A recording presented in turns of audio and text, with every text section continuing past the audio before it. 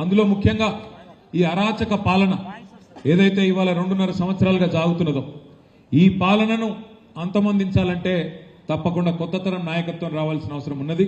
అందుకే నాకైతే సంపూర్ణమైన విశ్వాసం ఉంది.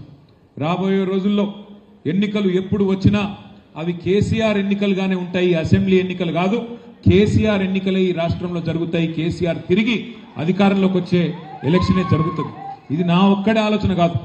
ఇవాళ రాష్ట్రంలో మీరు ఎవరినైనా అడగండి, ఒక రైతును పోయి అడగండి, అన్నా ఎట్లున్నది పరిస్థితి అని.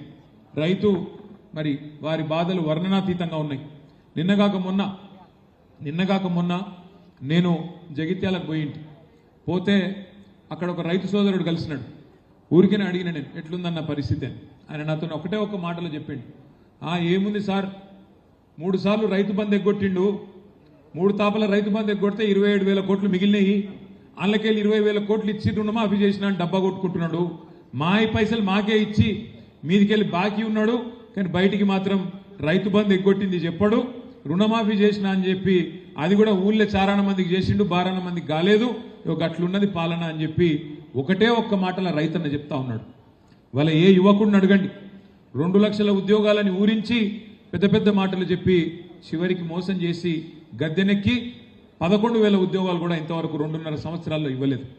అట్లాగే మహిళలకు చెప్పిండు, తులం బంగారం అన్నాడు, స్కూటీలు అన్నాడు, ఇంకేదో అన్నాడు, నెలకు 2,500 ఇస్తా అన్నాడు, అత్తకు 4,000, కోడలకు 2,500, నోటికి ఎంత వస్తే అంత ఇష్టం వచ్చిన మాటలు ఇచ్చి అటు మహిళల్ని మోసం చేసినారు. అట్లాగే మీ అందరికీ తెలుసు, పెద్ద మనుషులు కేసీఆర్ గారు రాకముందు 200 పెన్షన్ వచ్చేది. కేసీఆర్ గారు దాన్ని 2,000 చేసినాడు. ఇంతకుముందు మల్లేశన్న చెప్పినట్టు నవంబర్లో అయితే 2,000, డిసెంబర్లో అయితే 4,000 అబద్ధం చెప్పిండు. ముసలోళ్ళం కూడా మోసం చేసిండు. 2 నెలలు ఇప్పటికి పెన్షన్ ఎగ్గొట్టిండు. ఏమున్నదయ్యా 28 నెలల్లో సాధించింది అంటే ఒకటి ఢిల్లీకి పోవుడు వచ్చుడు, ఎక్కే విమానం దిగే విమానం తప్ప చేసింది మాత్రం ఏమీ లేదు ఈ రాష్ట్రంలో. ఇక మీ ఎమ్మెల్యే గారి గురించి అయితే నేను చెప్పే అక్కర్నే లేదు. ఇక ఆయన ఎట్లాంటోడో, ఆయన ఏమేం చేస్తాడో, ఎట్లెట్లా వసూలు చేస్తాడో, ఏం చేస్తాడో నాకంటే బాగా మీకే తెలుసు. ఆఖరికి అరటి పండ్ల బండ్లలో కూడా ఇచ్చిపెట్టాడట ఒక అసంటోడు. ఆయన గురించి నేను ఎక్కువ మాట్లాడా, కానీ ఒకటి మాత్రం పక్కా, ఒక మంచి నాయకుడిని, మంచిరెడ్డి లాంటి మంచి నాయకుడిని వాళ్ళ ఇబ్రహీంపట్నం కోల్పోవడం అనేది ఆయనకేం నష్టం కాలే, ఆయన బాగానే ఉన్నాడు, కానీ నష్టపోయింది ఇబ్రహీంపట్నం ప్రజలు అనే మాట నేను మీకు గుర్తు చేస్తా ఉన్నాను. ఒక మంచి నాయకుడు కేసీఆర్ గారిని కోల్పోయినాం, ఇబ్రహీంపట్నంలో ఒక మంచి నాయకుడు మంచిరెడ్డి కిషన్ రెడ్డి గారిని మనం పోగొట్టుకున్నాం. అందుకే మీ అందరితో ప్రార్థన ఒకటే, ఇవాళ ఈ ప్రభుత్వం చేస్తున్న అరాచకాలు నాకంటే బాగా మీకే తెలుసు.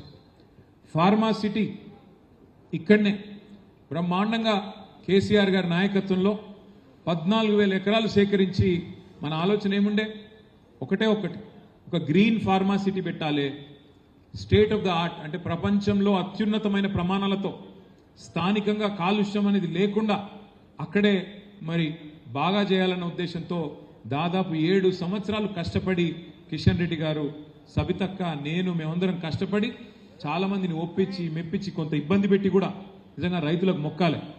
ఆఖరికి వాళ్ళని చెప్పి మొత్తానికి 7 ఏళ్ళు తనలాడి 14,000 ఎకరాలు సేకరించిన. ఏం చెప్పిన ఆ రోజు కాంగ్రెస్ నాయకులు, ఆ రోజు సిఎల్పి లీడర్గా ఉన్న బట్టి విక్రమార్క గారు ఇక్కడ పాదయాత్ర చేసిండు. ఈరోజు మంత్రిగా ఉన్న సీతక్క గారు ఆ రోజు ఇక్కడికి వచ్చింది. ఈరోజు మంత్రిగా ఉన్న కోమటిరెడ్డి వెంకటరెడ్డి గారు ఆ రోజు ఎంపీగా ఉండే. ఏమన్నారు ఇక్కడికి వచ్చి అన్నాడు. ఈరోజు రైతు కమిషన్ చైర్మన్గా ఉన్న కోదండ రెడ్డి గారు అందరూ చెప్పినారు, కాంగ్రెస్ వాళ్ళు మీరు మాకు ఓటేయండి, గెలిపించండి, మీ భూములు మీకు తిరిగి బంగారు పల్లెంలో పెట్టి అప్పచెప్తామన్నారు. మరి 2.5 ఏళ్ళ ఓడ మీద ఉన్నప్పుడు ఓడమల్లన్న, ఒడ్డుకెక్కినాక బోడమల్లన్న అన్నట్టు ఓట్లు వేయించుకున్నారు, అవతల పడ్డరు. ఇవాళ ఫార్మా సిటీ కాదు ఫ్యూచర్ సిటీ అని చెప్పి రంగుల కళ, ఈస్ట్ మన్ రంగుల కళ లాంటి సినిమా చూపెడతా ఉన్నాడు.